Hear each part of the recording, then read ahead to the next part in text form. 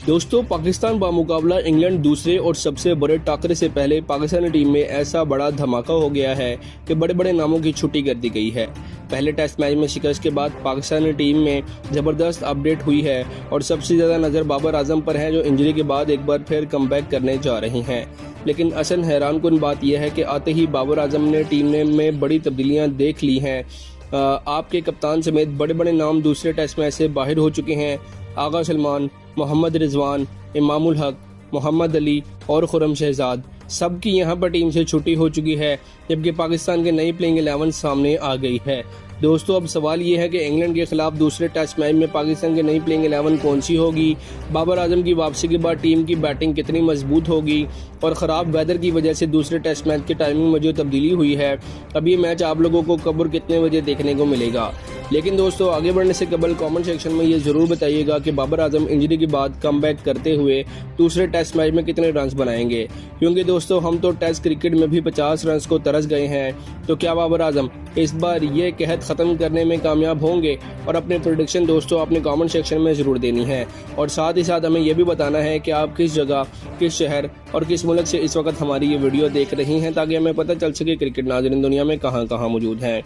तो दोस्तों, अब यहाँ पर वीडियो को करते हैं स्टार्ट, क्योंकि दोस्तों पाकिस्तानी टीम में जो कुछ हुआ है ना, वो सिर्फ 5-6 खिलाड़ियों को बाहर करने की कहानी नहीं है।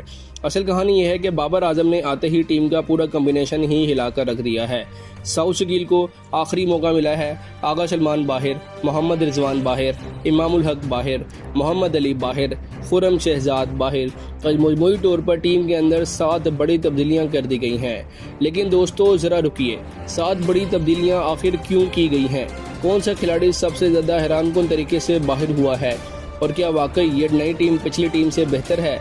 ये बात आखिर में नहीं, अभी एक एक करके समझते हैं। सबसे पहले दोस्तों, नंबर 1 पर जो ओपनर आपको नजर आने वाला है वो है अब्दुल्ला फजल।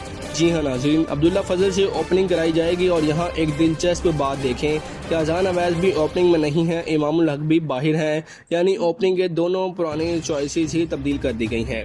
अब अब्दुल्ला फजल की बात करें तो उसने सिर्फ 3 इनिंग्स खेली हैं, लेकिन इन 3 इनिंग्स में से उसकी एवरेज तकरीबन 40 प्लस की है और 2 इनिंग्स में 50s मौजूद हैं। अब सवाल ये है कि सिर्फ 3 इनिंग्स के बाद किसी खिलाड़ी को जज किया जा सकता है? बिल्कुल नहीं। और यही वजह है कि अब्दुल्ला फजल को दोस्तों कम से कम एक मुनासिब रन देना बनता है। उसे 2-4 इनिंग्स नहीं बल्कि एक हकीकी मौका मिलना चाहिए, क्योंकि अगर हम नौजवानों को मौका ही नहीं देंगे तो फिर हमें नया खिलाड़ी मिलेगा कहाँ से। लेकिन दोस्तों यहाँ से कहानी थोड़ी दिलचस्प हो जाती है, क्योंकि दूसरी तरफ अब्दुल्ला शफीक मौजूद हैं। नंबर 2 पर आपको अब्दुल्ला शफीक नज़र आने वाले हैं और इस वक्त पाकिस्तान की बैटिंग में अगर कोई खिलाड़ी वाकई रीढ़ की हड्डी की तरह खड़ा हुआ है तो वो अब्दुल्ला शफीक ही हैं। पहले टेस्ट मैच में भी दोस्तों उसने बाकी बैटिंग लाइनअप के मुकाबले में बेहतर मुज़ाहमत दिखाई थी और इंग्लैंड की कंडीशन में उसकी अहमियत मज़ीद बढ़ जाती है।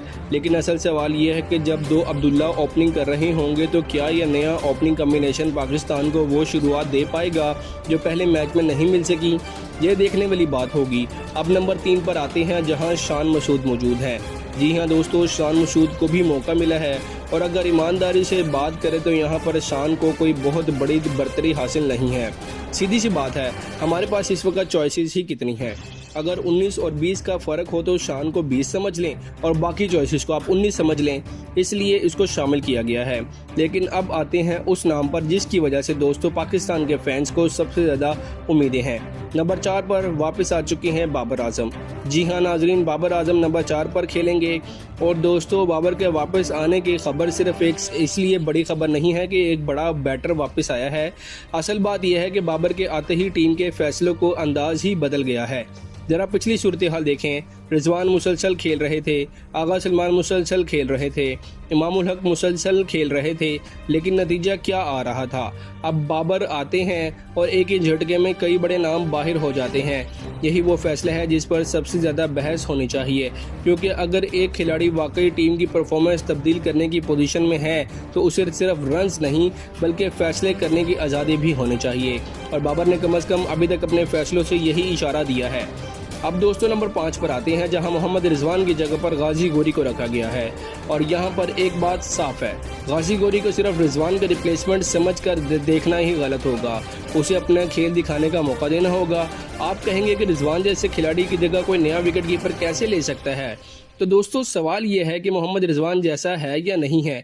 सवाल ये है कि क्या रिजवान अपनी मौजूदा फॉर्म में इतने परफॉर्म कर रहे हैं, कोई दूसरा खिलाड़ी वो जो है ना मौका ही ना ले सके। अगर जवाब नहीं है तो फिर तब्दीली क्यों ना ही होनी चाहिए। रिजवान के लिए भी बात बिल्कुल सादा है, अगर वापसी करनी है तो डोमेस्टिक क्रिकेट में जाओ, रन्स करो, परफॉर्मेंस करो, वापस आओ, और फिर आप जो यहाँ पर नाम की बुनियाद पर या परफॉर्मेंस की बुनियाद पर ही सिर्फ वापसी होगी, नाम की बुनियाद पर तो आप भूल जाएं। अब आते हैं अगले नाम पर, और यहाँ भी एक नौजवान को मौका दिया गया है, मोहम्मद अवैस जफर। जी हाँ दोस्तों, बाबर आजम ने तकरीबन नई टीम ही खड़ी कर दी है, और मैं तो एक बात कहूँगा, आखिर हमें डर किस बात का है। हम पिछले 5-6 साल से तकरीबन इन्हीं नामों के साथ खेल रहे हैं। आगा खेल रहे हैं, रिजवान खेल रहे हैं, इमाम खेल रहे हैं, दूसरे पुराने खिलाड़ी खेल रहे हैं। नतीजा क्या है? हमने कोई मुसलसल कामयाबी हासिल की? अगर नहीं तो फिर नए खिलाड़ियों को 2-4 मैचेस देने से इतना खौफ क्यों है? बाबर आजम ने भी दोस्तों यहाँ पर खुलकर कह दिया है कि अगर हमने हारना ही है तो हम फिर पुराने नाम निहाद सुपरस्टारों के साथ नहीं हारेंगे। हम नौजवान खिलाड़ियों को मौका देंगे। हार गए तो पता चल जाएगा, और अगर खेल गई ये टीम तो भी दुनिया को पता चल जाएगा। आज ही 2 मैचेस की बुनियाद पर किसी नौजवान को नाकाम करार देना भी गलत है, और किसी को सुपरस्टार बना देना भी गलत है। पहले उसे मौका दो, फिर देखो वो क्या करता है, और यही तो असल इम्तिहान होता है। क्योंकि पाकिस्तान के नौजवान दोस्तों अक्सर जब मौका मिलता है ना तो बड़े बड़े मैचेस में ही अपनी जगह बना लेते हैं। अब देखना ये होगा कि अवैस जफर इस मौके को सिर्फ मौका बनाते हैं या अपने मुस्तकिल जगह भी बना लेते हैं। अब आते हैं दोस्तों साउथ शकील की तरफ। जी हाँ, साउथ शकील को आखिरी मौका मिला है, और यहाँ पर एक बात दिलचस्प सिलेक्शन डिलेमा भी बनता है। एक तरफ साउथ शकील, दूसरी तरफ आगा सलमान, दोनों में से किसी एक को जगह मिलनी थी। ऐन वक्त पर अगर कोई तब्दीली हुई होती तो शायद आगा भी वापस आ सकते थे, लेकिन फिलहाल साउथ को मौका दिया गया है।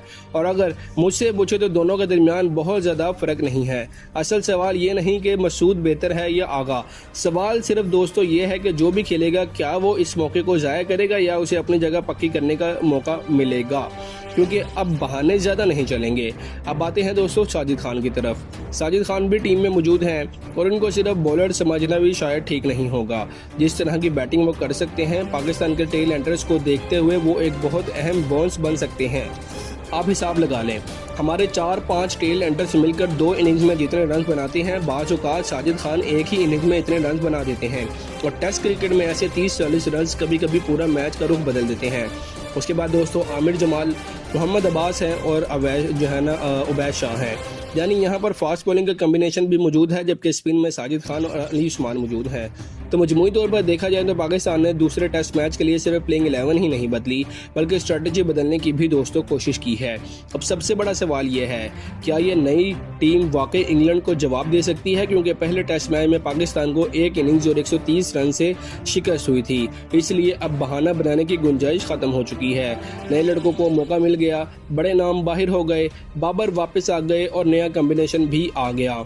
अब अगर ये टीम परफॉर्म करती है तो ये एक नई शुरुआत हो सकती है, और अगर ये टीम भी नाकाम हो जाती है तो फिर सवाल सिर्फ खिलाड़ियों पर नहीं, फिर सवाल पूरे सिस्टम पर उठेगा, पूरी मैनेजमेंट पर उठेगा, और ख़ास तौर पर आकिब जावेद के ऊपर उठेगा। तो दोस्तों दूसरे टेस्ट मैच का टाइम तकरीबन 2 बजे होगा, और मैच पाकिस्तानी वक्त के मुताबिक दोपहर को 3 बजे शुरू होगा, और ये मैच आपको 27 अगस्त को देखने को मिलेगा।